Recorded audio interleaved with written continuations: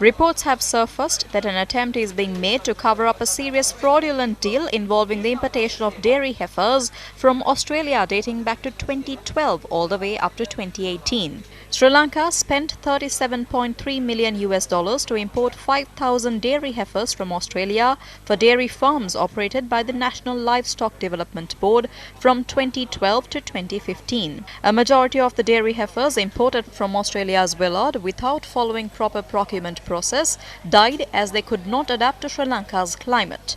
The project failed and therefore in 2018 the Ministry of Rural Economic Development again decided to import dairy heifers, and this time the number was 20,000 animals. Sri Lanka obtained a $237 million loan from Roba Bank in the Netherlands and used $23.7 million to import 5,000 heifers. Most of these animals fell ill and died after they were given to farmers, and at the same time another $11.9 million was paid in advance for another batch of 5,000 heifers. The advance was paid when there was no monetary allocations, and the then Ministry Secretary had made payments without approval from the Parliament.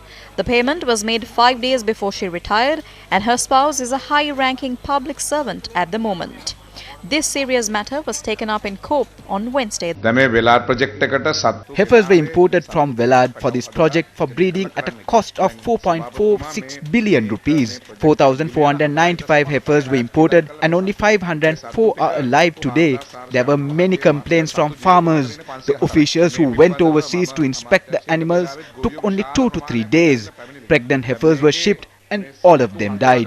The calves were given away to people who had to take loans, and those calves also died. Massive fraud took place in this project. 90% of the total number cannot die. There's also the concern about this. $11.9 million was paid in advance, but the animals never turned up.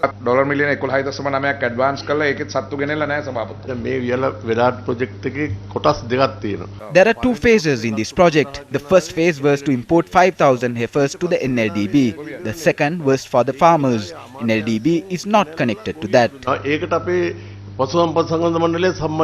COPE discussed the imports for the National Livestock Development Board. However, the importation was done by the ministry.